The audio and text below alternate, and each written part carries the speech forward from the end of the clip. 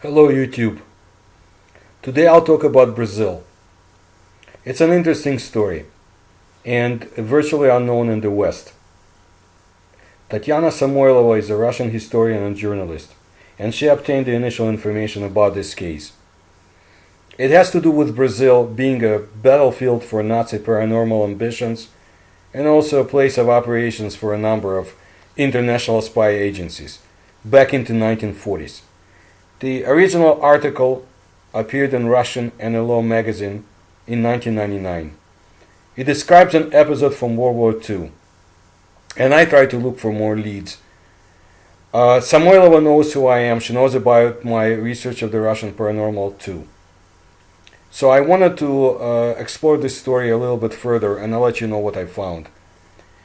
Basically, it starts with the construction of the so-called Wolfschanze, Wolf's Lair in English, which was the code name for Adolf Hitler's World War II Eastern Front military headquarters at Gierlotz, Poland.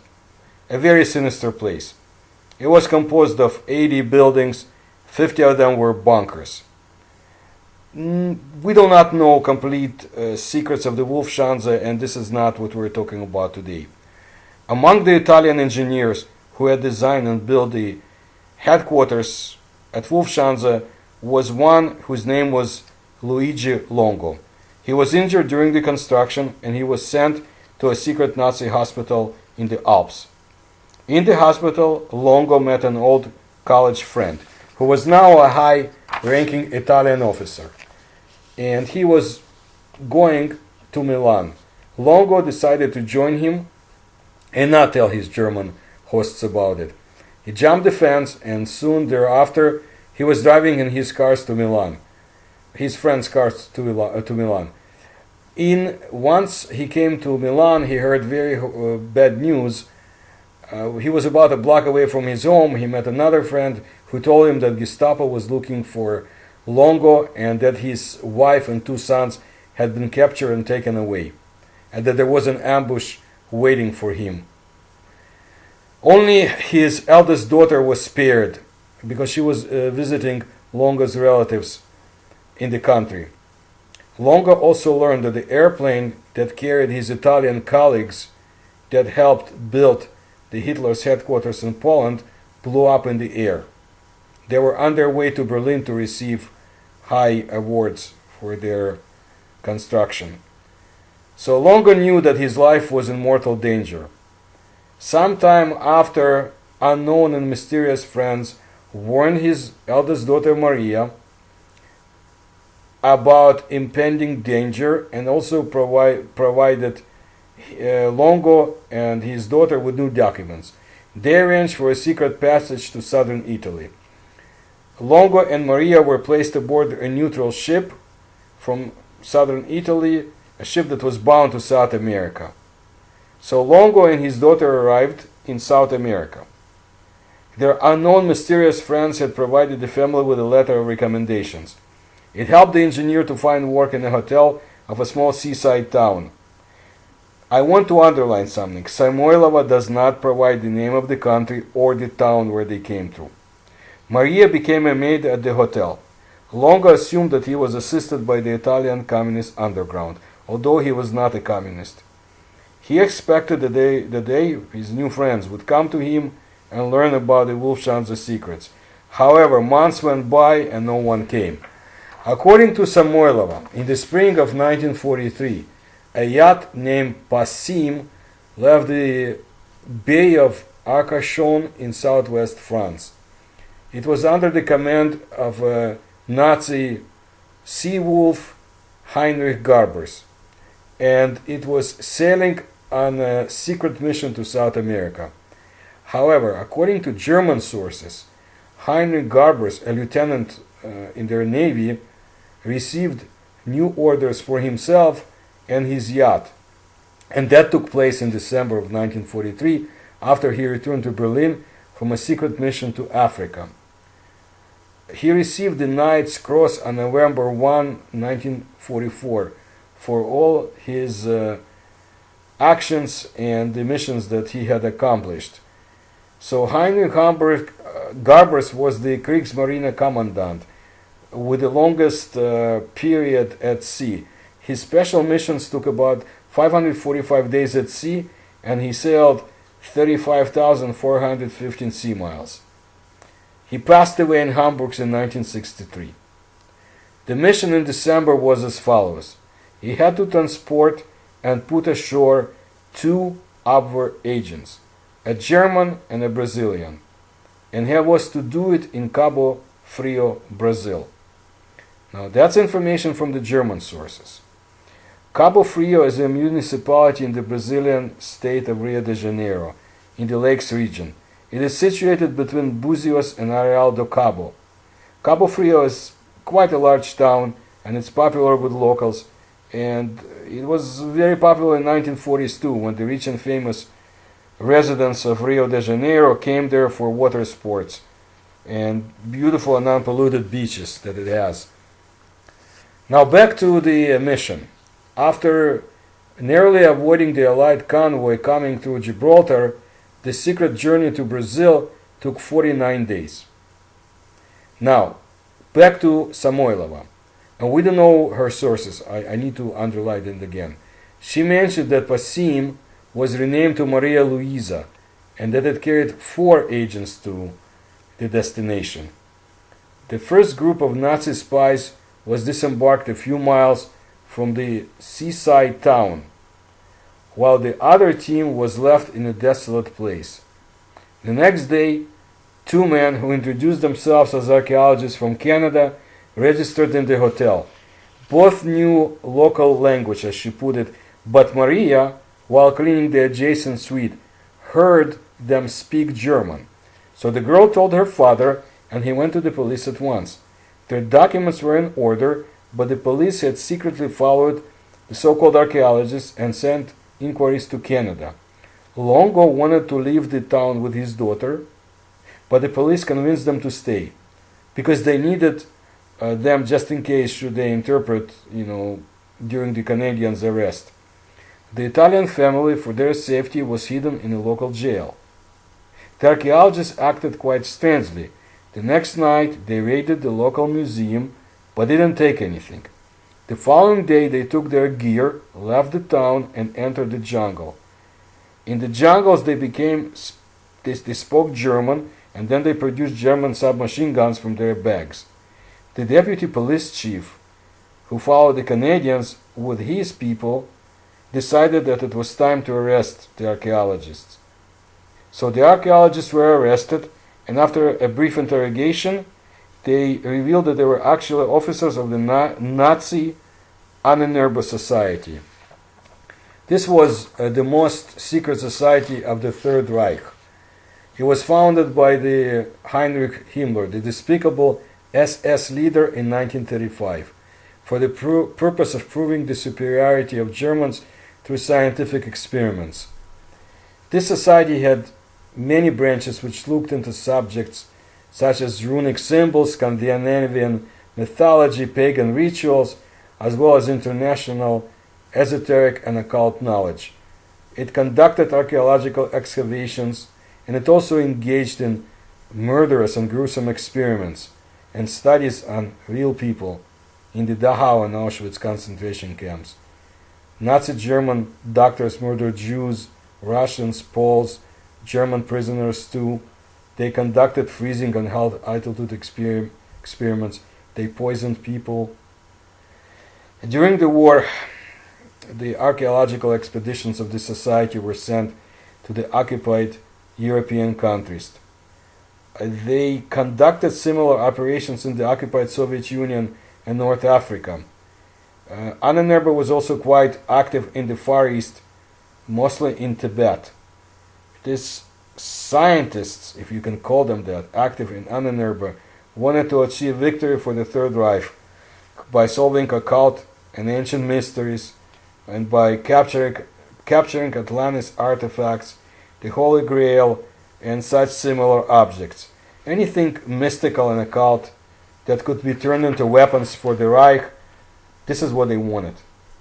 Apparently they had 50 different research branches named institutes, which carried out more than 100 wide-ranging research projects.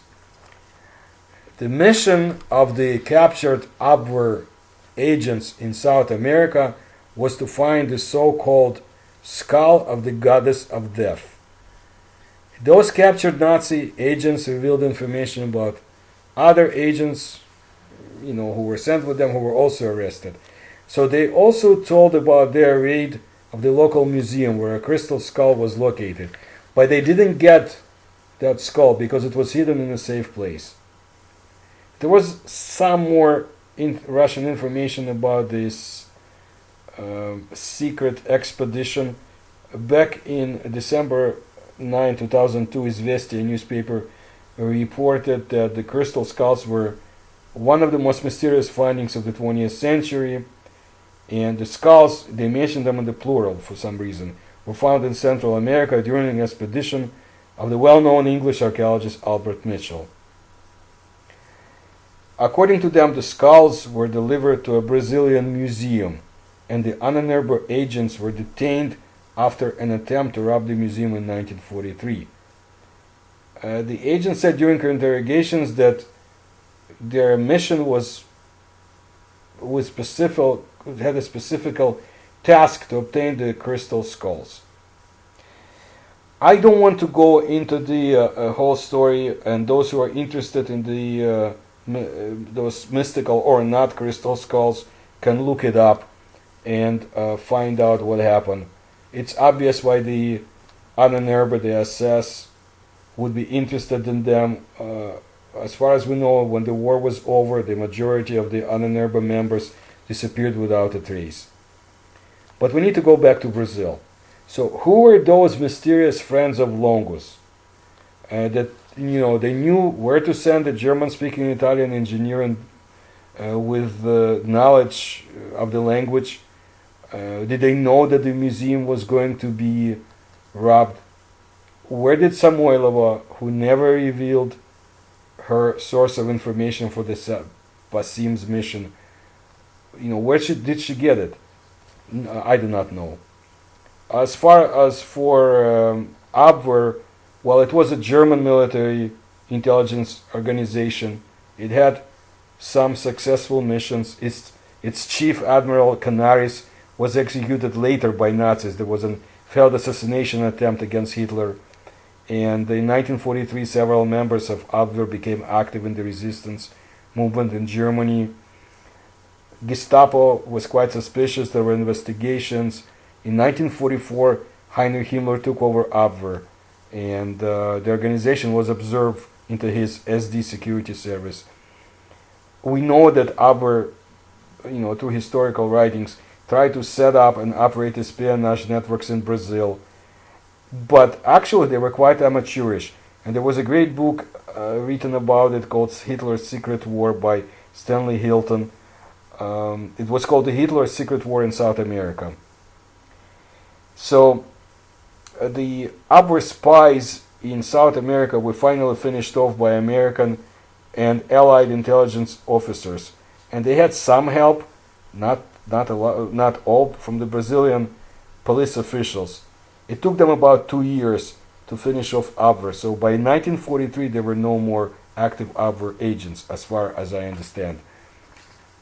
And according to an old information on the FBI website years ago, there were 300 Special Intelligence Service agents throughout South America to stop Axis espionage operations.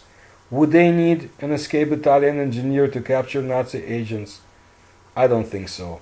What about the Soviets and their interests in Brazil? I mean, real operations, not the Hollywood parody of Stalin's agents. Sword-carrying female scientists looking for aliens in the jungle of South America. The real McCoy Soviet spies. Such existed, and there was a very extensive network of Soviet spies in California, Brazil, Mexico, and Argentina. Quite capable people, experts in special guerrilla warfare against Nazi forces. And the leader was Colonel Mikhail Filonenko, who worked under an extensive cover, and he was also part of the network that was created by Rudolf Abel, who was well known in the United States because he was in charge of the Soviet spies who stole nuclear secrets. But you see, Filonenko arrived in Brazil in 19 1955. We don't know who operated in Brazil before 1955. It's quite possible that they had agents in Brazil, but that information is most likely still locked away in the KGB files, and who knows when they will be available, if ever. So, would they need Longo, or would their communist allies need Longo? Would they make him escape Europe and leave him alone in Brazil? I don't think so. If it was Brazil, but obviously it was, although Samoilova never mentioned it.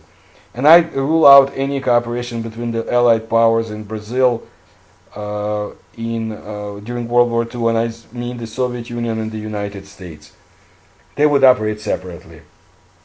So there was some other group of friends, those who knew what was kept in the Brazilian Seaside Museum and about the future Nazi efforts to get it. And they arranged for him to escape to Cabo Frio. That's the information that's available today, and my attempts to establish veracity of the Luigi Longo's identity were unsuccessful. I never found any more information about him, and I have no idea where the skull is now. Russia, let's say the Soviet Union, had its own interest in Brazil, and there was a great book written in the 1940s, as far as I understand, late 1940s, by Leonid Platov, a Soviet author, quite popular, whose real name was Leonid Dmitrievich Lomakin. He passed away in 1979. The book's name was Секретный Фарватер, or Secret Fairway, and it was a novel about a secret Nazi submarine called Flying Dutchman, its international voyages to carry out special missions.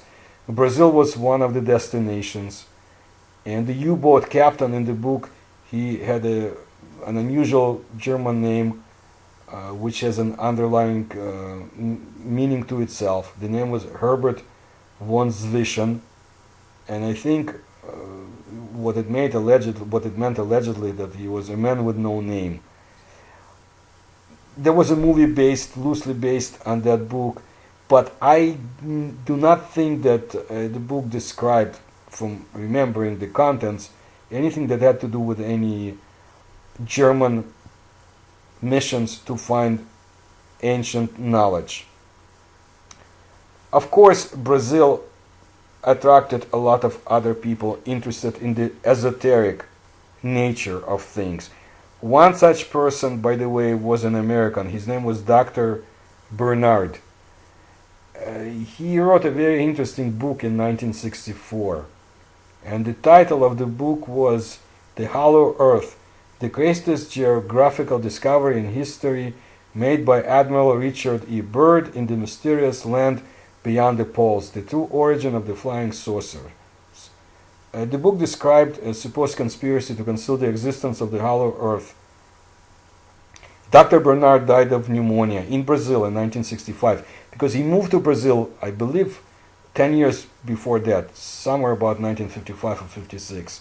So he describes a group of survivors who found refuge in the highlands of Brazil, where they constructed subterranean cities connected by tunnels to the surface.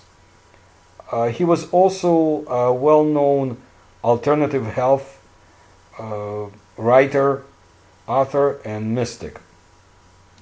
But I guess one of the most interesting people who studied Brazil and to pay the highest price for that was Percival Fawcett, Lieutenant Colonel Percival Harrison Fawcett, who was a British artillery officer, archaeologist, and explorer of South America.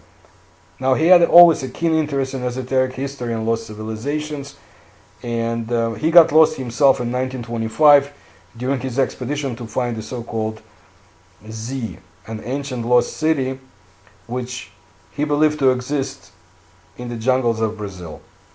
There is a lot of information written about him, and I'm sure those who are interested will find it. To me, what was interesting is he had a small figurine, I think about 10 inches tall, carved from the piece of black basalt. It represented a figure with a plaque on his chest. It had an inscription with characters, very interesting characters. It was given to him by Sir H. Rider Haggard, author of many famous books like King Solomon Mines, She and others. And allegedly Haggard obtained it from Brazil. And Fawcett believed that it came from one of the lost cities. So that's very interesting because I'm not sure if the writing was Phoenician or Minoan. Now, if it was Phoenician, that's interesting. Then we need to look at the work of Bernardo de Azevedo da Silva Ramos, because and how it relates to Pedra da Gaveo. It's a mountain in Tijuca Forest, Rio de Janeiro. And if you ever are in Rio, don't skip that area. It's very interesting. And it's a great hike. The mountain looks like a human face. It's basically an enormous rock surrounded by native, quite lush vegetation. And it's about 2,762 feet above the South Atlantic. The markings on the face of the rock, they have been described as an inscription. The Brazilian archaeologist Bernardo de Azevedo da Silva Ramos in the 1920s claimed that the inscription is of the Phoenician origin. Ramos believed that there were ancient Greek and Phoenician newcomers to the area we know as Brazil who settled there. Most scientists do not agree with him. Some concluded that while it's possible that the marks were eroded Phoenician letters, there was also the chance that they were made by natural processes. And if you're ever in the area, you should look at it. And if you can read Brazilian and Portuguese, you should read his book and see the description of his hypothesis. If the writing was in ancient Minoan, then it opens a Pandora box, because I did an extensive research of ancient Greek and Minoan civilization, and in my future presentations I will get into it, but describing another phenomenon. For those who do not know, Brazil is the fourth largest country in the world. It occupies almost half of the total area of South America. To me, one of the most fascinating places there is the Amazon basin, and it has impenetrable forests who I am sure are hiding ancient secrets.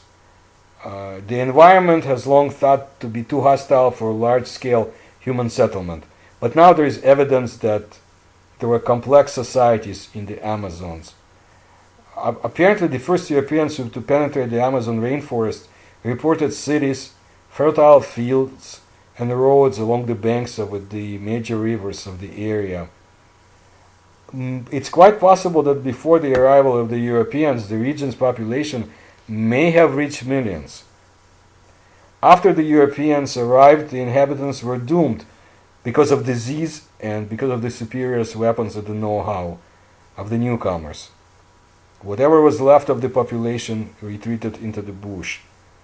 What's interesting is back in the 19th century, a Swiss zoologist, Emilio Goeldi, noticed megaliths, large monumental stones, during his expedition in the Brazilian frontier. There were recent discoveries, I would say in the last 15-17 years, of the traces of ancient roads, bridges, and plazas in the Brazil's tropical forests. In southern Brazil, archaeologists found remains of a network of urban communities that had a population of many thousands. In the upper Xingu region of the southern Amazon in central Brazil, American archaeologists from Florida discovered centuries-old remains of roads that appear to connect a network of large villages. Nowadays, drones can explore the jungles and remote sensing equipment, and archaeologists find extensive earthworks, cities, causeways, graveyards, huge areas of fields that kept crops like maize. Satellite images of the upper Amazon basin have revealed more than 200 geometric earthworks at a distance of more than 155 miles. I believe the whole Amazon basin is about 6 million square kilometers. So I am positive that in the near future, using our modern technology, we will find lost cities, long gone civilizations, and maybe we will find out more about the crystal skulls of Brazil. Obrigado!